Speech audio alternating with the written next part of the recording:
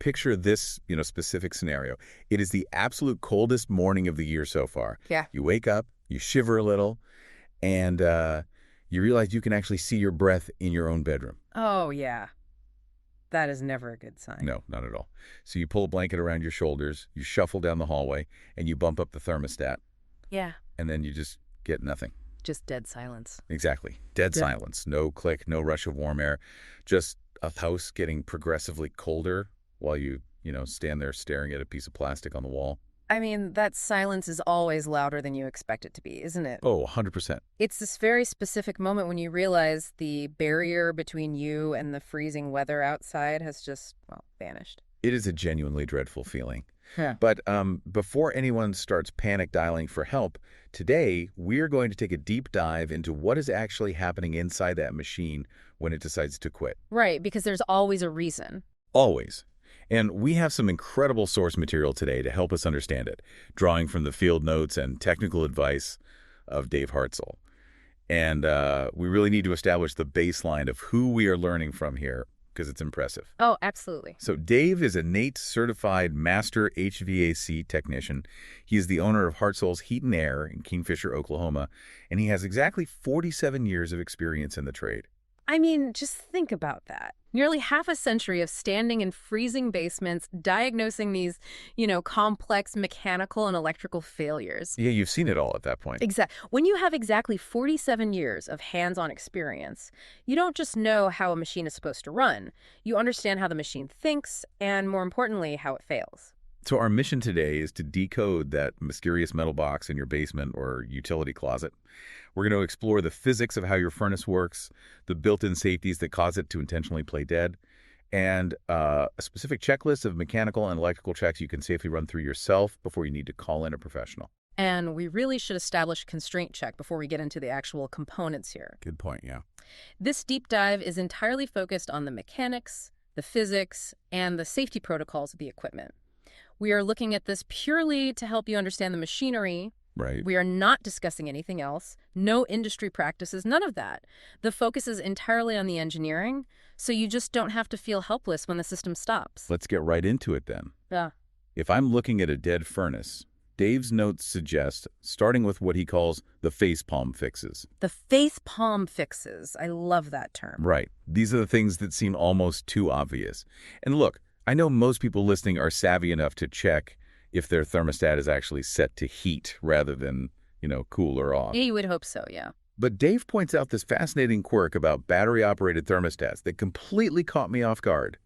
Yeah. The battery illusion, it trips up homeowners constantly. I had never even thought about it. It's so common. So if your thermostat relies on internal batteries rather than pulling low voltage power directly from the furnace, those batteries actually have two very different jobs. Okay. The first job is just keeping the digital LCD screen active. Right, which takes almost nothing. Exactly.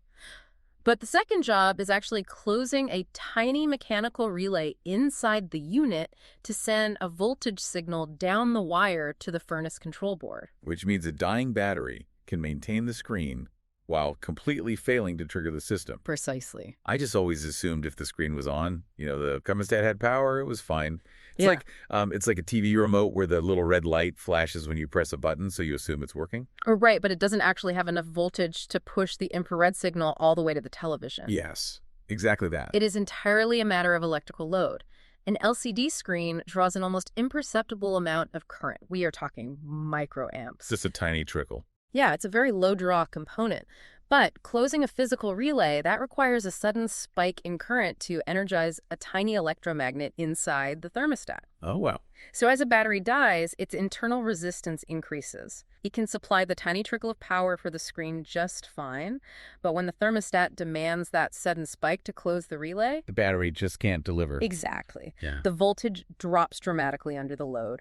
The relay fails to close, the signal never reaches the furnace, and you stay cold. So basically, if the screen is on but the furnace is dead, swapping in fresh batteries is the absolute first physical step you take. The very first step. Okay, so let's say the batteries are fresh, the thermostat is demanding heat, and let's say you bumped it 5 degrees above room temperature, just to be absolutely sure. Right, to force the call for heat. Yeah, and there's still no response.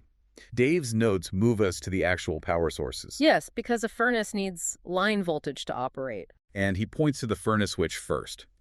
This is usually located in the top of the basement stairs, right?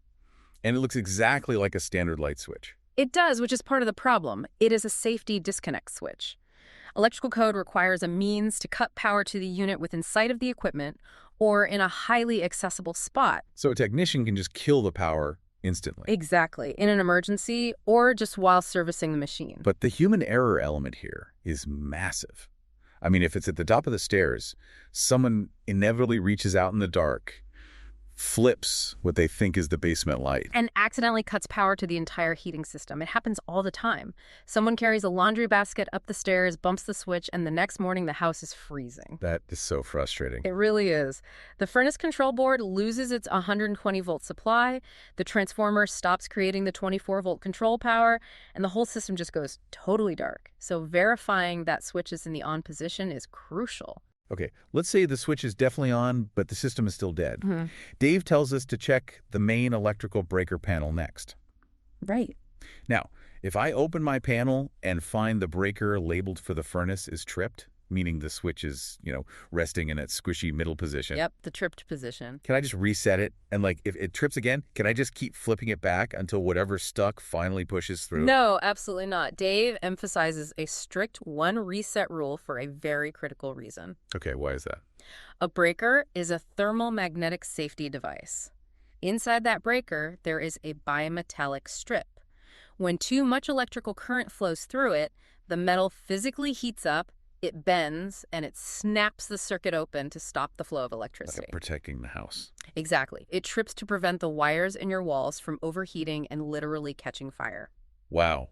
So resetting it repeatedly is essentially forcing a known electrical fault to just keep drawing massive current. You're bypassing the primary safety device of your home's electrical system. That sounds incredibly dangerous. It is. Now, if you reset it once and it holds, well, it might have been a transient power surge or just a temporary overload. A fluke, basically. Right. But if you reset it and it immediately trips right back to the middle, that breaker is doing exactly what it was engineered to do. It is warning you of a hard physical fault. Like what kind of fault? You could have a seized blower motor, a dead short in the control board, or even melted wire insulation that's touching the metal cabinet. Oh, man.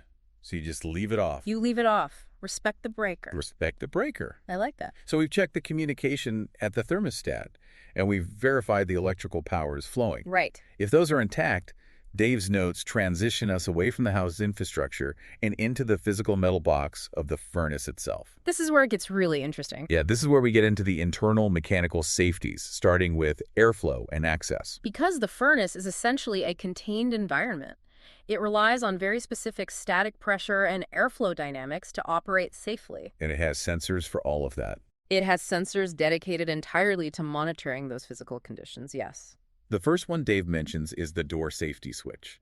It's a little plunger switch located right behind the front access panel. Yep, you see it as soon as you take the door off. Right. And if that metal door isn't seated perfectly tight, the plunger pops out, the circuit breaks, and the furnace plays dead. It shuts down completely. My immediate thought when reading this was, the light switch inside a refrigerator door. Sure. But a furnace isn't trying to save a light bulb. Why would it enforce a total system lockdown just because a panel is slightly loose? It comes down to airflow dynamics and the immense power of the main blower motor. That blower is designed to pull air through the restricted network of your home's return ducts. Okay. That restriction creates static pressure. If you remove the blower door, or if it's loose, you completely remove that restriction. The blower suddenly has access to free air, pulling directly from the basement or the utility closet. So it pulls basement air instead of house air. Why is that a problem? It is incredibly dangerous. First, a blower motor operating without the static pressure of the ductwork will actually spin too fast. It'll draw too many amps and can literally burn itself out. Wait, really? It needs the resistance to not destroy itself. Exactly. But more importantly, if it is pulling massive volumes of air from the mechanical room, it can easily alter the draft of other gas appliances. Oh, I hadn't thought of that. Yeah, it could pull carbon monoxide straight down the chimney of your gas water heater and push it directly into your living room. That is terrifying. It is. The door switch guarantees the integrity of the home's air loop. That makes total sense. Yeah. So if you changed your filter over the weekend and didn't bang that door completely flush into place, the plunger stays out. And on Monday morning, the furnace refuses to run. And that leads directly into the next major safety lockout, which is the filter itself. Yes. This is the part of Dave's notes that initially confused me. Really? How so? Well, the source material is adamant that a dirty, packed filter can cause the entire furnace to shut Yeah, down. absolutely can. But from a basic logic standpoint, a furnace is a machine built specifically to make heat. If the filter is choked with dust and blocking the air, I figured the furnace would just get hotter, right? Why would a lack of air stop the heating process? Ah, I see. You have to look at the furnace not just as a heat creator, but as a heat transfer engine. Heat transfer engine. The burners ignite the gas inside a metal component called a heat exchanger. Now, the heat exchanger gets incredibly hot, but it relies entirely on the blower motor pushing a massive continuous volume of air over the outside of it. To carry the heat away. Exactly. The air absorbs the thermal energy and carries it away into your ductwork to warm the house. So the air is actually acting as a coolant for the machine itself. Precisely. The system produces massive thermal energy in a very confined space. Yeah. If your filter is completely packed with dog hair and dust, the blower can't pull enough air to move over that heat exchanger. And the furnace is still burning gas. Right, but the heat has nowhere to go. Yeah. The thermal energy gets trapped inside the metal cabinet, and the internal components begin to rapidly overheat. And I assume the furnace recognizes this is happening. It has a dedicated sensor for this exact scenario. It's called a limit switch. A limit switch. Yeah, it is typically a small bimetallic disc mounted right on the heat exchanger. And similar to the breaker in your electrical panel, this disc reacts to physical heat. So it bends. Exactly. Under normal operating conditions, the disc remains flat, allowing a low-voltage electrical signal to pass right through it to the gas valve. But if the airflow is choked and the temperature inside the cabinet spikes past a safe threshold, the two metals in that disc expand at different rates. And it snaps. It physically snaps backward, breaking the electrical connection. So the gas valve loses power and just snaps shut. The fire goes out. It locks out the burners instantly to prevent the heat exchanger from warping, cracking, or, starting a house fire. The blower will usually keep running, actually, trying to cool the metal down. But it will not allow another fire to start until the temperature drops back to a safe level. So a filter you simply forgot to change for 8 months can absolutely be the root cause of a frozen house. Oh, my silly. It is genuinely impressive that the machine is monitoring its own thermal limits that closely. It really is. So if the furnace is dead, pulling the filter is a mandatory check. If you hold it up and you can't see light through it, it is choked. Replace it. Simple as that. Now, keeping with this idea of heat transfer and airflow, Dave's notes bring up a very specific quirk that only applies to newer, high-efficiency models. Ah, yes. The physics of condensing furnaces. This is a massive leap in engineering from the older systems that many people, grew up with. Because older furnaces just relied on natural draft, right? Yeah. Hot exhaust gases were naturally buoyant, so they just drifted up a metal chimney and out the roof. They did, but they carried a massive amount of usable heat right out the roof with them.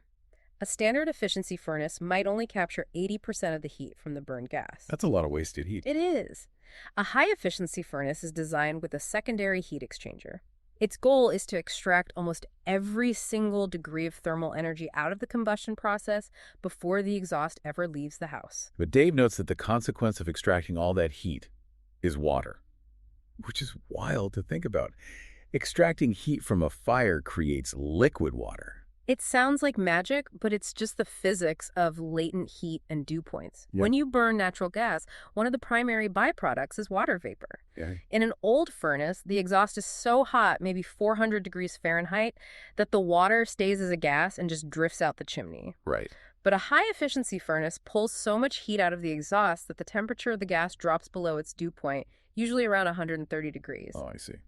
So the water vapor physically condenses back into liquid water inside the furnace? Which means the furnace actually has to have a plumbing system. Exactly. The notes say this water drains out through a small plastic tube, and very often it flows into a small external condensate pump sitting on the floor next to the furnace, which then pumps the water out to a drain. And that introduces a new problem. You are introducing standing liquid into a metal box filled with high-voltage electricity and sensitive control boards. Right, water and electronics don't mix.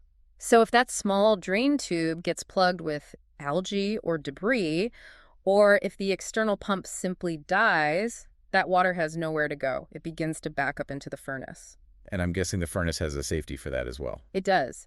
Usually a simple float switch. There's a small float inside the pump reservoir. If the water level rises too high because the pump isn't running, the float rises with it, physically lifting a contact that breaks the low voltage circuit to the furnace control board. The furnace realizes it's about to flood itself. Yes, and it shuts the entire system down. So if a listener goes down to their utility room, the furnace is dead, and there's a noticeable puddle of water pooling around the base of the machine, a clogged condensate drain or a dead pump is the likely culprit. Almost certainly. And Dave notes this is a clear signal to call a professional because clearing that drainage system and ensuring the electronics haven't been compromised by moisture really requires a technician.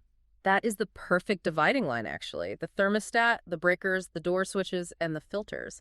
Those are the mechanical and electrical checks a homeowner can safely manage. Right. But once we move past the drainage, we're entering the combustion zone. The hard line. Dave's notes transition into how the furnace actually creates the fire, and he establishes one ultimate, unbreakable rule for this zone. This is critical. If you ever smell gas, that distinct, heavy, rotten egg odor, you do absolutely zero troubleshooting. You do not touch a light switch, you do not flip a breaker, you do not look for the source of the smell with a flashlight. You evacuate every person from the house immediately, get outside, and call your gas provider or 911. Natural gas is explosive, and that odorant is added specifically to warn you of a leak. A tiny spark from a light switch contact can literally ignite it. Yeah, it's not something to mess with. You just leave the premises and let the professionals secure the gas main. Okay, so assuming there is no gas smell, just a system that refuses to heat, what is happening in the combustion sequence that requires professional training? Well, the sequence of operation for modern ignition is a tightly controlled chain of electrical and chemical events. We have to look at how the fire actually starts. Right, because Dave says modern furnaces from the last couple of decades eliminated the pilot light entirely. Yes. Older systems relied on a standing pilot light, which was just a tiny, continuously burning flame whose only job was to ignite the main rush of gas when the thermostat called for heat. But they waste a constant trickle of gas 24 hours a day, all year round. Exactly. So modern systems use a hot surface igniter instead. How does that work? A hot surface igniter operates purely on electrical resistance. It is typically a small, highly brittle piece of silicon carbide positioned right next to the gas burners. Oh, yeah. When the furnace begins its sequence, the control board sends 120 volts of electricity through this material. Silicon carbide naturally resists the flow of those electrons, and that electrical friction generates immense heat. So it just heats up from the resistance. Exactly. Within a few seconds, the igniter glows a blinding white hot, reaching temperatures over 2,000 degrees Fahrenheit. Wow. It is essentially the same physics as the glowing red heating element inside a toaster, just engineered for far higher temperature. That's a perfect comparison, yeah. Once it is glowing, the gas valve opens, the gas washes over the element, and it combusts. But the notes highlight that these igniters are a really high failure component. They are. I mean, think about it. They are subjected to brutal thermal shock. They go from basement room temperature to 2,000 degrees and back down again dozens of times a day, all winter long. Just constantly expanding and contracting. Exactly. That continuous thermal expansion and contraction eventually creates microcracks in the silicon carbide. The electrical resistance becomes too high, the circuit breaks, and the igniter simply stops glowing. Here is the logical problem that presents, though. Okay, what's that? The thermostat asks for heat. The furnace sends power to the igniter, but the igniter is cracked, so it stays cold. The control board doesn't inherently know the igniter is broken, right? Right. So it opens the gas valve anyway. Wasn't the furnace just dump raw, unlit gas into the basement? That is the exact hazard. And it brings us to what might be the most fascinating safety mechanism in the entire system, the flame sensor. The flame sensor. The furnace does not assume the fire lit. It demands physical proof. Dave's explanation of this is incredible. The flame sensor is just a thin metal rod sitting directly in the path of where the fire is supposed to be. Its only function is to verify combustion. When the gas valve opens, the furnace gives the system a window of exactly 3 to 4 seconds to establish a fire. The control board sends a tiny alternating current, an AC voltage, down to that flame sensor rod. And it relies on the fire itself to conduct that electricity. Yes. It utilizes a principle called flame rectification. A gas flame is essentially a partially ionized gas. The intense heat of the combustion strips electrons from the gas molecules, creating free ions. Okay, I'm following. Those ions allow the flame itself to conduct a tiny electrical current. So the fire acts as a wire. A very specific type of wire, yeah. The flame actually acts as a diode. The diode. Yeah, it allows current to flow more easily in one direction than the other. So as the AC current from the sensor hits the flame, the fire rectifies it. It changes it from an alternating current into a tiny pulsating direct current, a DC microamp signal. That is wild. The fire physically changes the electrical current. Yes, and the ground for this circuit is the metal burner face itself. So just to make sure I have this straight, the control board sends out AC power, the fire changes to DC power, and the board reads that DC signal returning through the chassis crown. You got it. If it reads the DC signal, it knows there is a stable fire, and it keeps the gas valve open. Exactly. But if the igniter is broken, there is no fire. There are no ions. The circuit remains completely open, the board reads 0 microamps, and it instantly slams the gas valve shut to prevent the house from flooding with unlit fuel. Dave also points out that the flame sensor itself can cause a failure even if the fire does light, right? Oh, yes, absolutely. Over the years, trace amounts of silica and airborne contaminants in the combustion air get baked onto that metal rod. So it gets dirty. It develops a thin layer of glass-like soot, and that layer acts as an electrical insulator. Oh. So the gas lights, the fire is burning perfectly, but the insulated sensor rod can't absorb the ions. The control board fails to read the microamp current, assumes the ignition failed, and shuts the gas valve down just seconds after you literally watch the flames ignite. It's just so complex. The furnace is obsessively checking its own homework every millisecond of operation. It has to. It requires a closed door, clean air moving over a bimetallic disc, clear drainage if it's high efficiency, a resistive element hitting 2,000 degrees, and a metal rod utilizing ionized gas to rectify an electrical current. It's a lot when you list it out like that. If any single one of those parameters falls out of range, the logic board defaults to the safest possible state, and it just shuts everything down. It locks out to protect the mechanical integrity of the equipment and ultimately the physical safety of the house. Which really brings all of this into focus for the listener standing in a freezing hallway. A dead furnace is highly likely to be a simple fix. A switch, a battery, a panel, a clogged filter. Start with the facepalm fixes. Exactly. But if you walk through that baseline checklist and the system remains locked out, you now have a clear understanding of the physics involved. The machine isn't just broken, it is actively protecting you from an electrical fault, a thermal overload, or an ignition failure. And that is the exact threshold where you hand the diagnosis over to a technician who can safely test gas pressures, microamp draws, and line voltages. Which leads us directly to Dave Hartzell's final instructions. Yeah. If you have run the checklist and the equipment is still locked out, his advice is clear. You need to call Hartzell's Heat and Air at 405-375-4822, or you can book online at hartzellsheetair.com. Let the pros handle it at that point. Exactly. And just to reiterate the source of today's notes, Dave operates at 602 South Main in Kingfisher, Oklahoma. He is a NATE-certified master HVAC technician with exactly 47 years in the trade, and the business is backed by a 4.8-star rating with over 300 Google reviews.